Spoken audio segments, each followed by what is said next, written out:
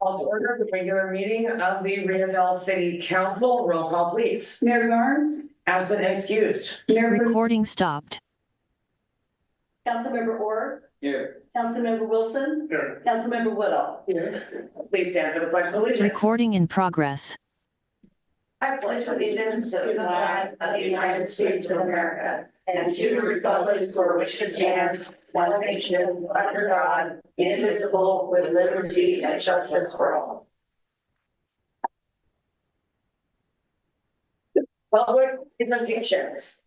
This time is for persons who wish to address the council on any matter not on this agenda and over which the council has jurisdiction. As such, a dialogue with the council is not Recording stopped. under the Ralph M. Brown Act. Items requiring council action not listed on this agenda may be placed on the next regular agenda for consideration if the council directs. Unless a finding is made by at least 2/3 of the council that the item came up after the agenda was posted and is of an urgency nature requiring immediate action. Please limit comments to a maximum of 3 minutes. Would Recording anyone in progress. like to make public comment? Would you come forward?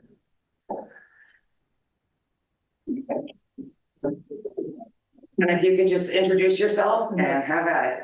My name is Deborah Lynn Gregory Fisher, and I live down in the Rio Dell apartments, and I've been here for several years, and I'm kind of an eco-fruit. And I am wondering if there is an attorney that will represent me in snipping the cigarette filters off of cigarettes. They've discovered that the deep inhaling from the cigarette butts is causing deep tissue cancers. With that being said, it's something that is supposedly a status symbol. We also know it's addictive. We, the people that live in the community, really don't need to be stepping through the cigarette butts. We have a mess down in front of the Rio Dell apartments that I used to clean it up. I got poked by a needle. I spent a year going through that. I've had cancer, and don't get me wrong, I revenge smoked, and I liked smoking. My parents smoked, they used to blow it over me, and my brothers and sisters. But the cigarette butts my mother never threw. They went down the porch stoop onto the cement slab, and then they'd clean that like once or twice a year. My problem is, in doing these cleaning of the cigarette butts, it literally soaked my shoes, and I got a buzz just from cleaning. I can't imagine anymore the entire world with this going on. And it's really not that they mean to. When you put together, it's a maternal sucking that they're not aware of, and then there's the automated that becomes a habit. And then the tobacco itself. These people really don't even know that they're dropping them. And if they do, it's so ingrained that they really don't care. Somebody else is addicted with it. The world is wrong. It's not their problem. They're addicted. I say it's the company's problem. They should have their cigarette and the fix. And either smoke your fix or quit. That's what I said. Smoke your fix or quit. I don't want it. Thank you. Thank you for coming. Attorney, please. Okay. Any other public comment from people in the room? No. Okay, do we have any hands raised? Do we have any emails? Okay, we will close then public presentations and move on to the consent calendar. Would anybody in the public like to remove an item from the consent calendar? Sharon? I just had a question on the CDBG fund budget adjustment. And that is number 5. Okay. Anything else to be removed from the consent calendar from the public? Any hands raised? Emails? No. I'll make a motion that we approve 1, 2, 3, and 5. 1, 2, 3, and 4. Oh, 1, 2, 3, and 4. Unless somebody else on the council would like to remove anything from the consent calendar. Nope, nope. Okay, so we have a motion. Do we have a second to approve items 1, 2, 3, and 4? We have a second, call vote. I don't know, Frank, you're sending mixed messages, okay. Motion carries 4-0. I will turn it over to Sharon. I just had a question. It refers to 3 projects, and that's why the additional budget allocation, which is great, but it doesn't say what the projects are. I was just wondering what the projects were, the additional 3 projects. The projects for earthquake repair under Yeah. the city's owner-occupied rehabilitation program. Yes. One is for the Rittenhour family on Bellevue Avenue. One is for Steve Saunders on Rigby Avenue. And the other one is for Mary McGrath. And I want to say that may be on Rigby as well. I believe so. Those are the things. Thank you. You're welcome. Does that answer your question? It does. It does, okay. Do I have a motion to pass item number 5 of the consent calendar? So. A second. Okay, all right, motion and a second, everybody vote please. And item 5 passes 4-0. Reports and staff communications, page 30 in our packet. I will turn it over to our city manager. Thank you, Mayor Pro Tem Carter. So the council may recall that the Eel River Trail, a portion of the Eel River Trail had to be cut from the project due to budget constraints. And that was the far northern end of the trail at Davis Street. An ADA accessible ramp was not included in the Clean California portion of the funding for that particular project. So staff has been working on developing strategies to get that remaining portion of the trail completed. And we've looked at multiple different funding sources, but the most likely one at this point in time is through the Community Development Block Grant Program. There is a NOFA out currently that we intend to make application for this project. Staff at the Department of Housing and Community Development are aware of the project. They're very excited about it. As the council may recall, part of our strategy with that was to basically create a shovel-ready project that would be attractive to funders. And so the folks at HCD are really excited about the project, and we are hoping that the remainder will be funded. So part of and Kevin Caldwell, our community development director, has been working diligently and almost exclusively on updating some of the environmental documents, because while it's essentially a shovel-ready project, there is some fine tailoring that has to be done in order to make application through for CDBG funding and housing and community development. So he's been working on a very lengthy environmental document for that particular project. And we are basically ready to hold a hearing, a public hearing, which is required in the CDBG process. And we want to invite the public to that meeting, which will be next Tuesday, the 22nd at 5:30 p.m. here at City Hall. So it will be before the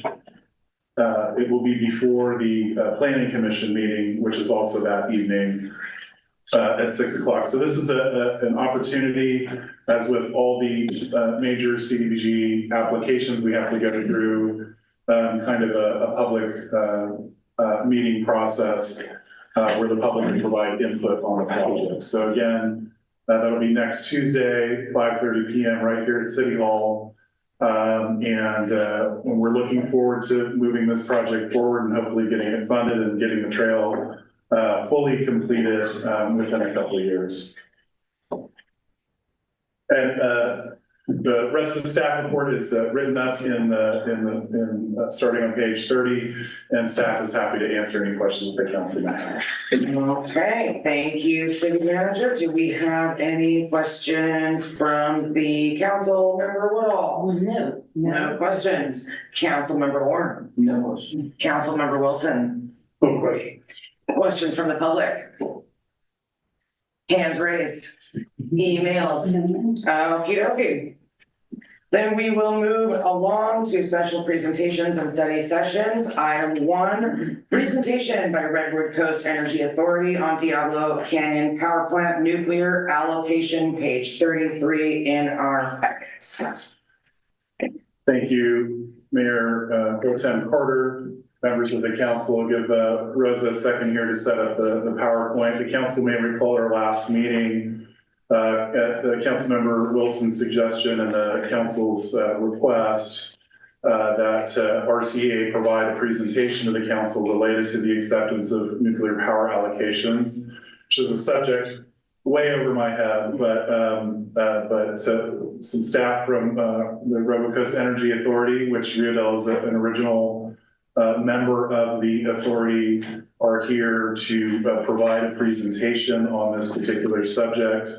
And I believe one of our goals here is to let the council kind of weigh in on your opinions on acceptance of a nuclear portfolio into the power mix, and ultimately to help advise our representative on the RCEA board, Councilmember Frank Wilson, on his upcoming vote, which my understanding is potentially this might come up for a vote in the relatively near future again, or certainly will be coming up in the next year or so. So with that, I'll go ahead and turn it over. Hi, thank you, Council. My name is Eileen Verbeck. I'm the Interim Executive Director at Redwood Coast Energy Authority. And I'm here with Richard Engel, the Director of Power Resources. He is going to give the presentation, but I wanted to just give you a little background as to why we're here so soon after last month's meeting. We brought this to a vote to Redwood Coast Energy Authority last month.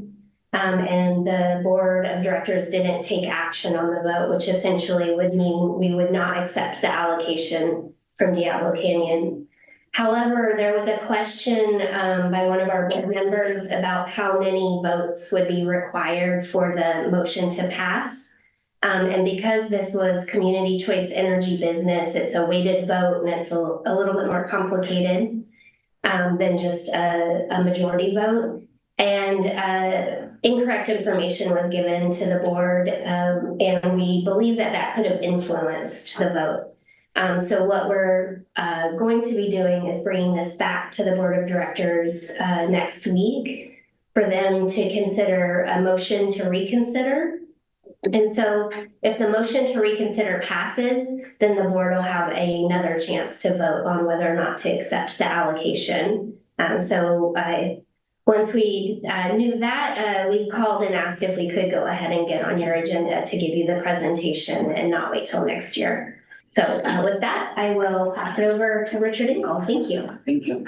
Thank you, Eileen. Good evening, council members. Thank you for hosting our presentation this evening. As you can see on the slide, it says presentation to Community Advisory Committee. In addition to our board of directors, we also have a Community Advisory Committee, and they just took up this matter back on the 8th of this month. And we got the request on fairly short notice to provide you with a presentation. I would have liked to have made a custom presentation for you, but just given the lack of time, what I did was I just made a few annotations on the presentation that we recently gave to our CAC that just fills in a couple of more details that emerged since that recent presentation. So if we go ahead to the next slide. As Eileen mentioned, the board, took this up in September, but there was this process issue that came up. So there's an opportunity for them to revisit this. One kind of silver lining, if you will, on this turn of events was that we had time that we previously thought we didn't have to bring this before our Community Advisory Committee. They only meet every 2 months. And there is a time limit on how long we have to respond to the offer to take this nuclear allocation. So originally we thought there wouldn't be an opportunity to move them in. As it turned out, we did have time this month to get the CAC's input on it. So that's noted at the bottom of the slide. We can go to the next slide. So just by way of background, Diablo Canyon Nuclear Plant is the only remaining nuclear plant in California. It's operated by PG&E, and it's located near Morro Bay on the Central Coast. It's been operating since 1985, and it provides about 10% of all the electricity generated in California. There was a plan to retire the plant, and it has 2 generating units that each generate about 1 gigawatt of power. And the plan was to retire one of those in 2024 and the other one in 2025. And so there was an application for that was approved by the Public Utilities Commission. Next slide, please. But some things happened. There was a big heat wave in 2020 that you'll recall that led to rolling power outages across the state. And then there was more of that in 2022. There were also some serious delays in bringing on the replacement generation resources that would have allowed the Diablo Canyon plant to close without, making the grid vulnerable. And because of those delays and because of these heat waves and concerns about continuing outages, a law was passed that basically allowed the extension of Diablo Canyon for an extra 5 years. So we now have one of the plants retiring in 2029 and the other one in 2030. Next slide, please. The way this is working is that everybody in the state is on the hook, not even just the PG&E ratepayers, but ratepayers across the state are on the hook to pay for keeping the plant operating for those extra 5 years. That's considered critical to just having electric reliability across the state because of how large a portion of the electricity comes from that plant. Everybody's going to have part of the charge for these extra 5 years of operation on their utility bills, whether they like it or not. The question is, do the electricity providers like RCEA want to accept an allocated portion of this power? Since the customers are already paying for it, we don't have to shell out any additional money to take this allocation. It's just a choice of do you want it or not. Once the Public Utilities Commission officially announces how much power is being allocated to each electricity provider, we'll have 30 days to respond to that. And the current expectation is that that announcement is going to come out in the first part of November, so just a couple of weeks from now. There's a power content label, which is a postcard that we send out once a year, which tells people what our power was made up of in the previous year. So this will show up on that power content label if our board chooses to accept the allocation. Next slide, please. So the language here, it's kind of funny because at the time that we took this to our CAC, we were kind of thinking of this, well, like the board had already made this decision. So it says if RCA had accepted the allocation, please interpret that as if RCA accepts the allocation, since at this point it's not really a done deal anymore. So in the event that RCEA's board says yes to the allocation, then everybody's going to get these clean energy benefits that they're already paying for. There won't be any additional nuclear power generated. This has no effect on how much electricity actually gets produced. It's just whether we're accepting that allocation, and it shows up on our label if we do. If we say no to it, then we don't get the clean energy benefits. We have to, get those equivalent clean energy benefits elsewhere. And there's RA benefits it mentions there. That's kind of a fine point. There's resource adequacy, which is just the reliability, its capacity that the state requires us to procure. And some of that does come from the Diablo Canyon plant. That's not something that shows up on our power content label. That's kind of a separate product. Next slide, please. So the reason this went to the board have to do with making a decision on nuclear power in particular. Back when we first adopted our energy risk management policy, which is the document that guides our decision-making about power procurement, the board opted to have a prohibition on nuclear power in that. I'll get into that a little bit more on the next slide. Because of that risk policy, we've been offered nuclear allocations in the past, and we've declined them in keeping with that policy. We were also offered allocations of hydropower, which is another form of emissions-free energy, and we've been accepting the hydropower because that's not in conflict with our policy. So the reason we're taking it up now is because there's this new allocation that has to do with that 5-year extension of the plan. And this coincides with us being in a time where we've had sharp increases in costs of other sources of renewable or carbon-free energy. So our board has set goals of how much of this clean energy we're expected to procure, and it's just gotten financially trickier to do that. So it's kind of hard for staff to just say, nah, when we're being offered essentially a free resource. We felt a responsibility to take that to our board for them to reconsider. The little note at the bottom here just shows, so there are 25 programs like ours across California. We're the one that serves Humboldt County. There's another one that serves Sonoma and Mendocino. There's one that serves Marin, et cetera. Several of those boards have already taken this up and already made decisions. And as far as we're aware, all of them that have taken it up to their boards yet have opted to take it. We haven't yet become aware of any that have turned it down. So that's just the facts as we know it currently. Let's go to the next slide, please. So this is the actual language from our energy risk management policy. It's a section on prohibited sources, and it includes nuclear on that list. It does say exceptions to this prohibition may be needed for occasional short-term transactions.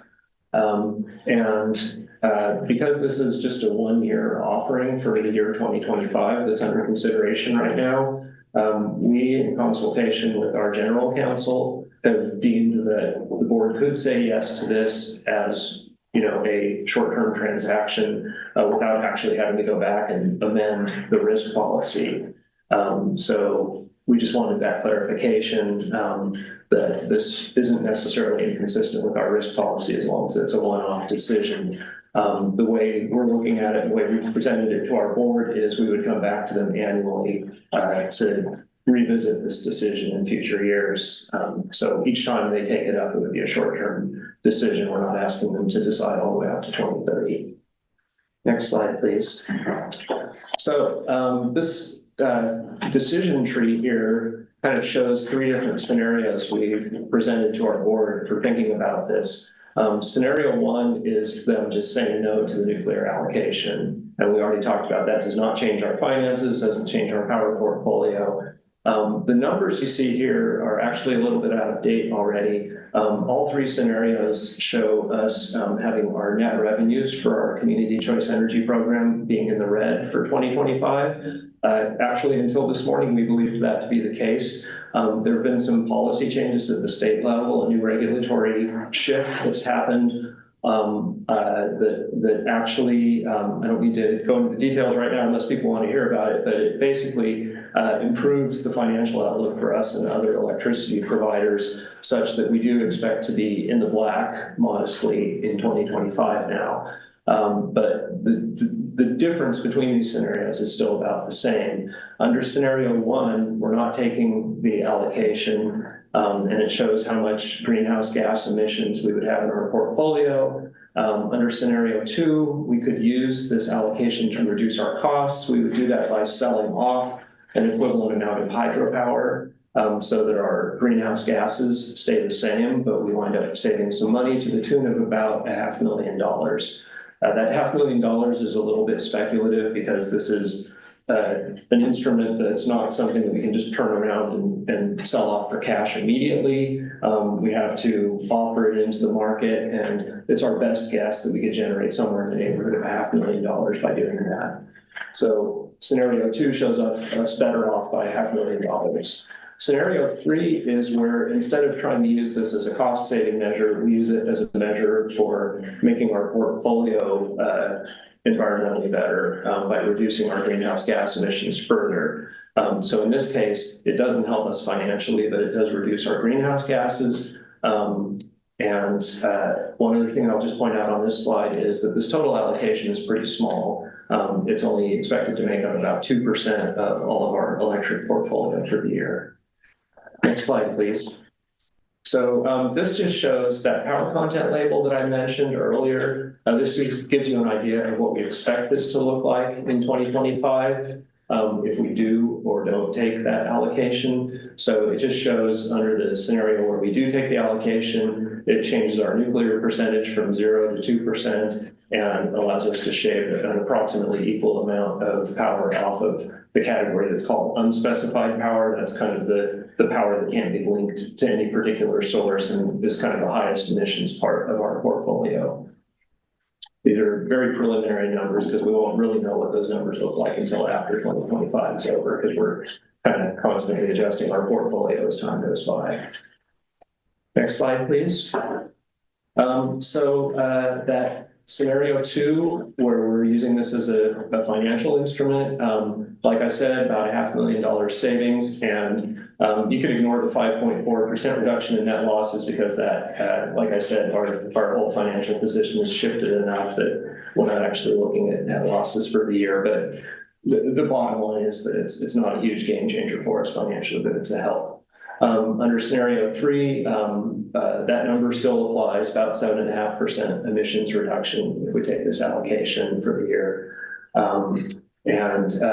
We, as you may know, we have an alternative product people can opt up to if they choose. So some of our customers want to have 100% renewable energy, and they would still have 100% renewable. Nuclear is not renewable, so they would still just be getting a mix of hydro and solar and wind power. This would only apply for the other customers who are not opting up to our 100% renewable premium product. And like I said, we'll be taking this back to our board annually. Next slide, please. So I just wanted to close this by mentioning the outcome of the Community Advisory Committee meeting. They had pretty extensive discussion on this, and they ended up with 8 votes in favor of taking the allocation, 3 opposed, and 1 abstention. One other thing that came out of this discussion, both our board and our Community Advisory Committee would like us to take this opportunity to also revisit our policy platform that our board has approved, to add some language in that on nuclear power, because I think the general sentiment we're hearing both from our board and our CAC is they don't want this to be interpreted as an endorsement of nuclear power if the board does take this on. So they don't want it to look like our CEA is proposing that we should build more nuclear plants. It sounds like they do want to keep the nuclear prohibition generally in our risk policy, and they're interested in aligning our policy platform that allows us to do advocacy before the state legislature on nuclear issues. With that, Eileen and I are happy to take questions. Thank you so much for being here and for that presentation. I thought that made it easier to understand. I appreciate it. So let's take discussion from the council. Wilson, do you want to go first, or? Well, I don't know, are we able to put this approved on the agenda that we can? I would like to have it similar to what the Citizens Advisory Committee did. They were given the option to say, do you want to accept this allocation, or you don't accept this allocation? Our vote, I believe, I don't know if you have all of the numbers of who votes what. I believe Rio Dell has a 6% vote. Okay. Out of the weighted vote. County has, what's the county? Maybe you can tell me. I believe it's 39. Okay. So what the county has, their vote alone is 39%. So in a couple of the bigger cities, I don't know whether Arcata and Eureka team up with it. The county goes after, you go whatever direction the county goes, they pretty well swing it. If the county goes one way and the rest of the board wants to vote, it takes just about the rest of the board to make up to oppose it if the county disagrees with it. But what I want to do is, rather than I have my own views on nuclear, and I can state those or not. I'm not totally against nuclear. I'm not real in favor of it in the state that Down Canyon is in, which I would call an older style or traditional style of nuclear power. There's a lot of new stuff coming down the road, which won't really come into effect probably until after I'm dead. But the newer stuff is definitely I'm more in favor of. But Diamond Canyon still remains the old style. And so where my 6% vote goes is what I'm asking from the city of Rio Dell, what I'm asking a consensus from the council, how I vote rather than me, Councilmember Wilson's state, and let, if that creates flack, it creates flack, but let me the council's flack. No, no. No, I appreciate you bringing it to us and letting us weigh in and opine. I like that, so thank you. Okay, Councilmember Woodall, what do you think? I think it'd be prudent to accept the allocations.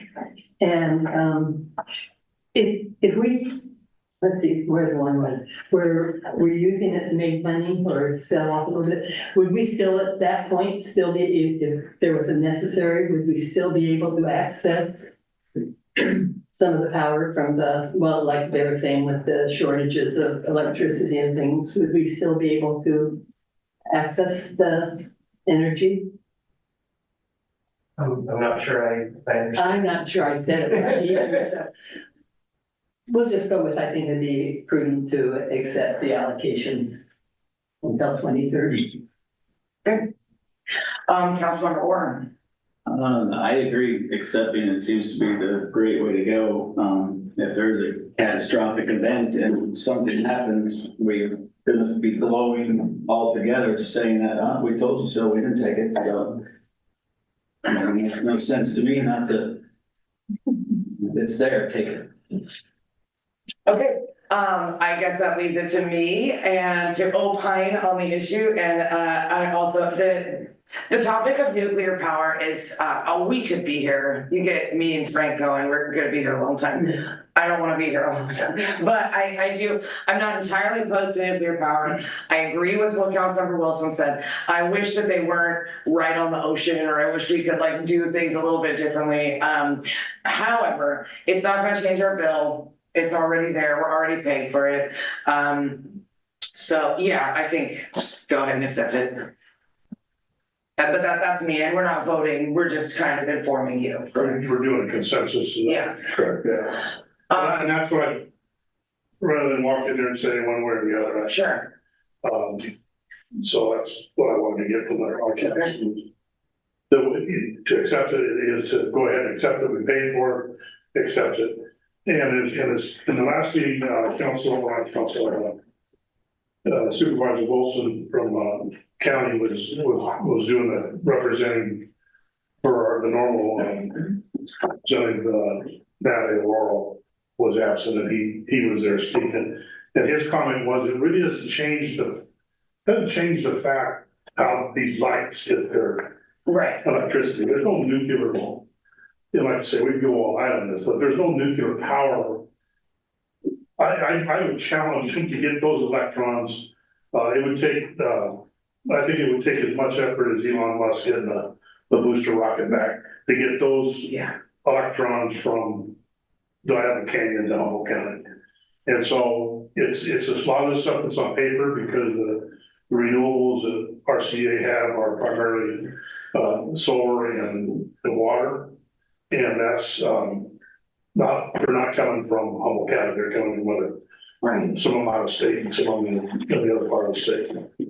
And so thank you for that clarification. Yeah, thank you, Councilmember Wilson. I always appreciate giving the chance to inform your vote. I appreciate it. Do we need anything else? I don't know if you did public comment. Yes, I was gonna see if we needed, do we have public comment from anybody in the room on this? Yep, okay, come on up. First of all, the drive out that we have. I'm sorry, will you come up and speak into the microphone for me? I'm coming. The drive out that we have up here. Will that store more dogs in the future? And I thought that was where we were getting credit from. Second of all, there's no money for super funds. There are those who have gone before and given their lives to keep us from those messes. And it seems as though everybody wants to kick the can down the road on solar and wind. And the one that bothers me the most, being from Southside Detroit, is Governor Whitmer canceling all of the coal mines or the coal Thomas Alva Edison electric plant. Because she doesn't like scrubbers in the chimneys, and now they're putting carbon back into the ground. I don't understand it. I really don't. It's just another kick the can down the road, only this can, if you kick it too very long, it'll kick back. Thank you. Thank you. Any other public comment? I see you comment, Sharon. Hi, Sharon Wolf, Green Painter Street. First of all, yes, we should accept the allocation. We're paying for it anyway.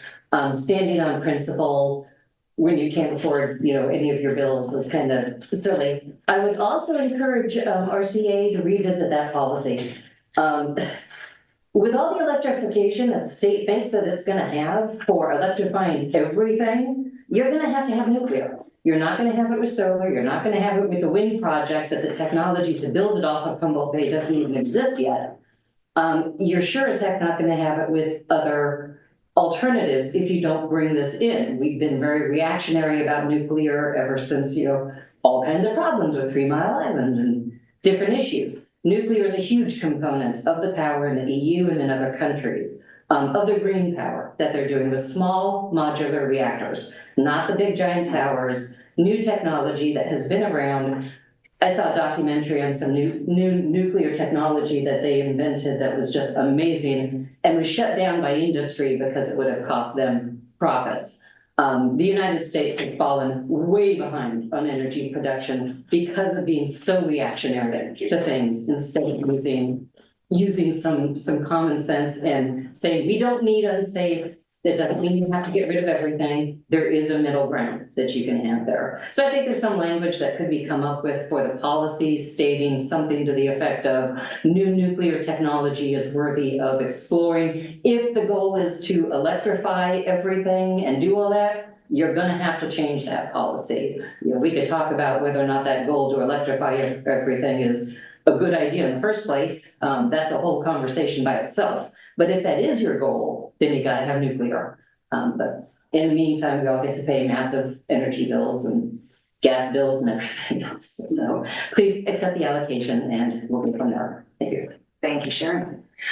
Any other public comments? Any hands were, I was just gonna say, one other thing that, with Sharon's comment, 3 Mile Island has one of the reactors still runs. And they're looking to bring the second reactor back through modernization. They're looking to bring that reactor back online because of the shortness of electricity. sure. I hope that's correct. It's true. I just looked that up, yeah, that is true. So a lot of decisions down the road in the future. Sure. For the island tonight. Thank you. Any hands raised? Emails?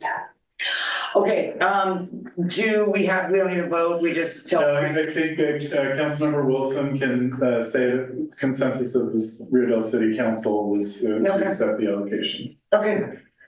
Thank you again, Councilmember Wilson, for bringing that before us. And thank you both for being here. Okay, moving on to ordinances, special resolutions, and public hearings. Number 1. Second reading by title only and adoption of ordinance number 407-2024, amending chapter 13.20 water wells of the Rio Dell Municipal Code to clarify the County Department of Environmental Health administers the city's water well permitting process. Page 50 in our packets. City Manager. I'm actually going to go ahead and turn this one over to our Community Development Director, Mr. Kevin Caldwell.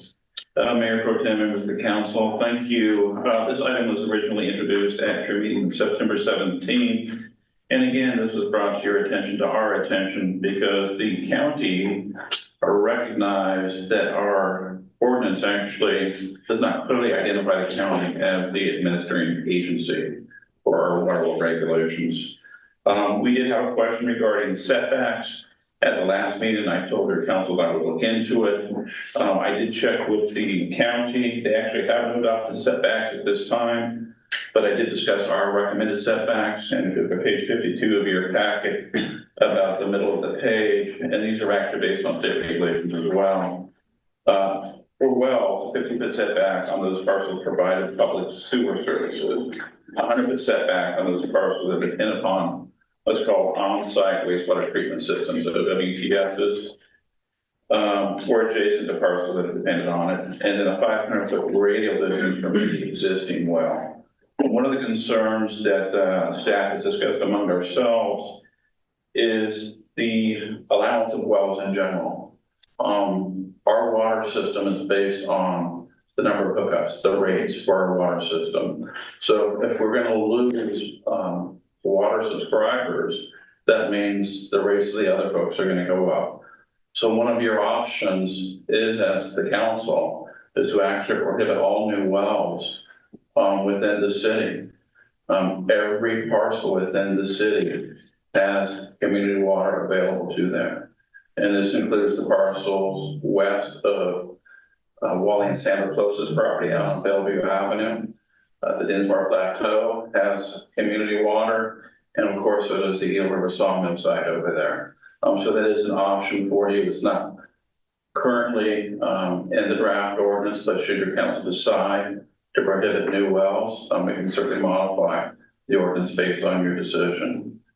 Other than that, as we discussed at the last meeting on September 17th, we included some language that would prohibit the sale of export of city water.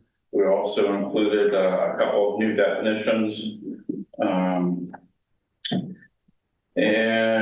The setbacks, agricultural wells could still be allowed. It's just wells that would serve residences if your council decided to prohibit those. Again, that's up to your council on the talking point for the council to consider tonight. Other than that, I think those are the only outstanding issues that were discussed at our meeting at the 17th of September. If you have any questions, I, of course, would certainly be more than happy to try to answer them. With that, I'll turn it back to the council. Okay, thank you so much. Councilmember Wilson, any questions? No problem, no question. Councilmember Warren? No. And I also have no questions. Now, if we decide at a later date to do something about prohibiting new wells, like we can do that at a later date. Absolutely. Okay, so we can go ahead and accept this now. Great. I will then open public comment and receive comments from the public. Public? No. Do we have any hands raised? No. Any emails?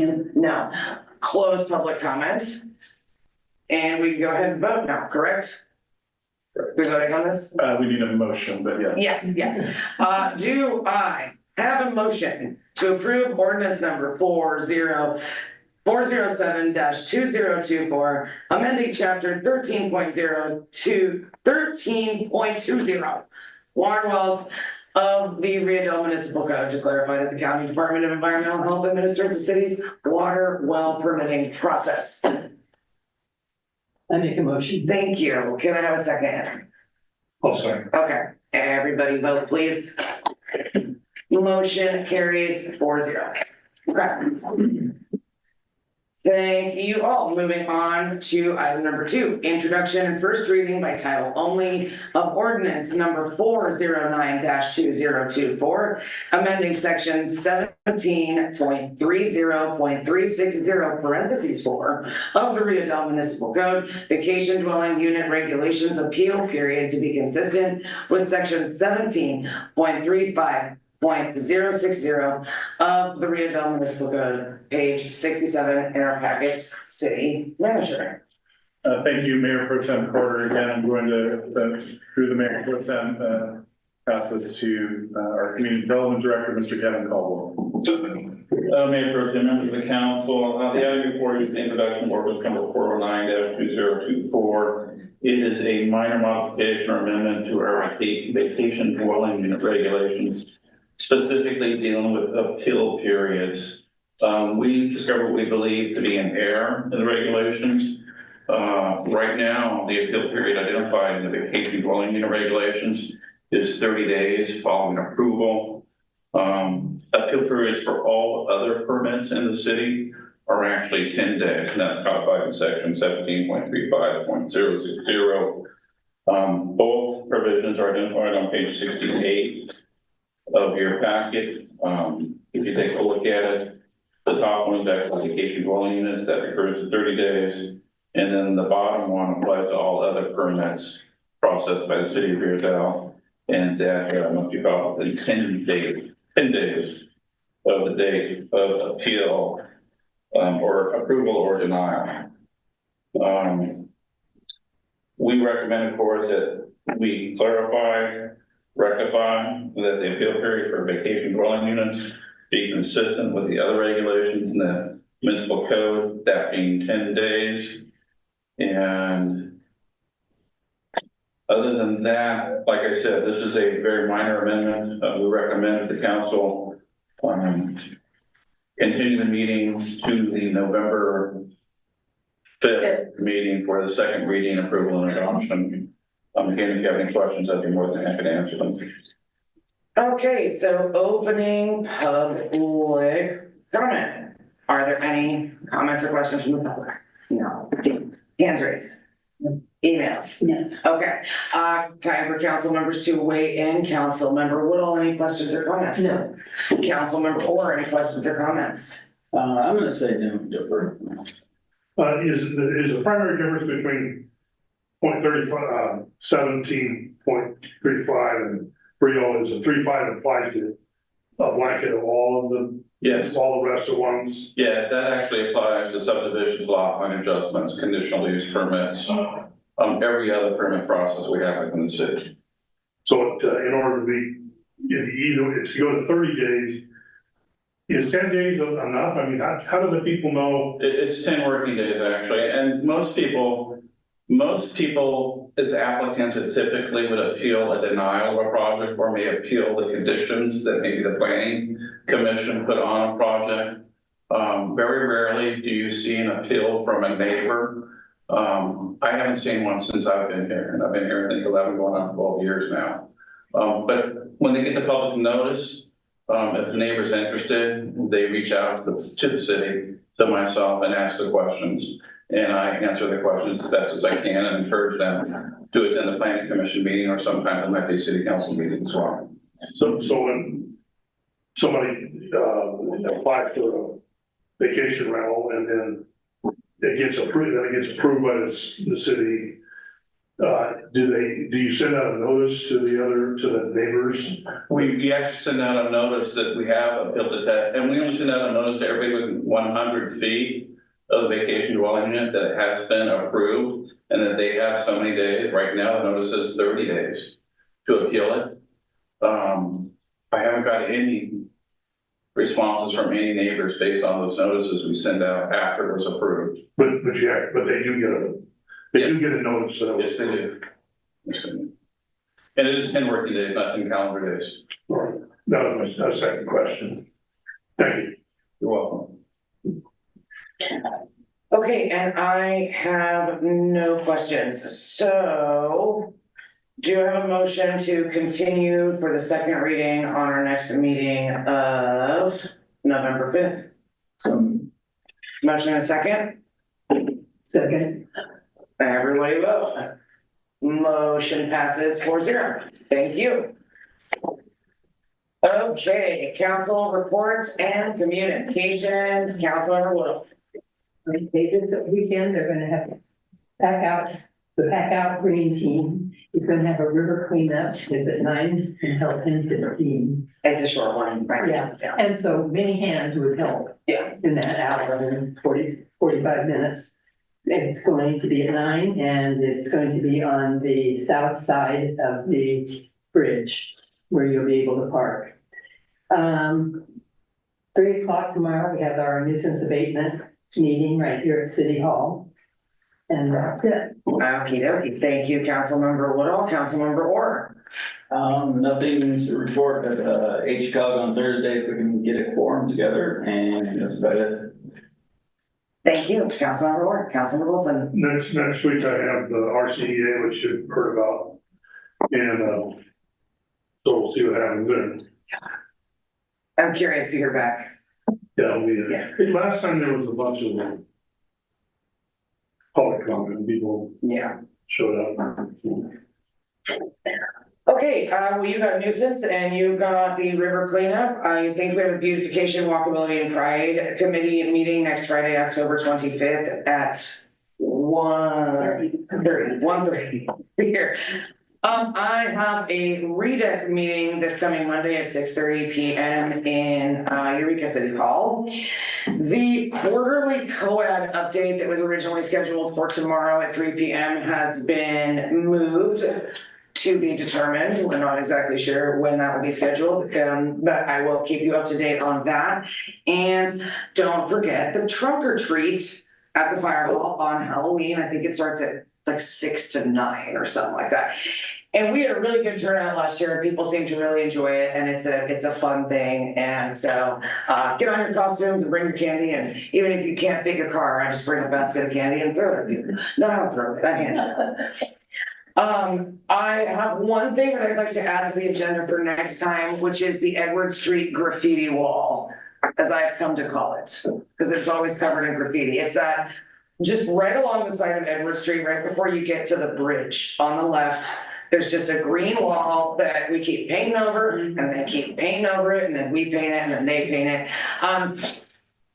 I've had interest from the community and from the Community Resource Center into making that some kind of art project for the youth of the community. And so I'm wondering if the council agrees, if we could maybe talk about that and bring the powers that be and are interested in that to the meeting next time. It's up to you guys. It's not a bad idea. Would the people still put the graffiti, I guess? That is a question I would like to ask the people who would like to make an art project down there. Yeah. The thing that fascinated me when we originally had some sculptures on the avenue, that whatever we call it, but we had some sculptures down. They were salmon and stuff, they were made out of wood, that were down by E&J Deli part of town. And they didn't. I thought, oh, that they're gonna, because there were some really small little parts on the art thing. I thought they're gonna break all those off and destroy them, and they didn't. I don't think they touched the one. Sometimes people surprise me. Our exercise equipment hasn't been vandalized. The mural down here at the corner doesn't have a bunch of mustaches on it. Okay, sorry, I didn't say that. I think that sometimes the thought is that maybe if we turn it into an actual existing art project, people will be less likely to. That's what I wonder, if they just say, okay, they did something decent, We'll ruin something else. Yeah. Yeah. But I would love to have that discussion with the whole council on November 5th, if that's okay, which it sounds like it is. And that is it from me. So without further ado, I will entertain a motion to adjourn the meeting until November 5th. I'll make a motion to adjourn. Okay, motion and a second. Second. Okay, thank you. Meeting adjourned. We'll see you all November 5th.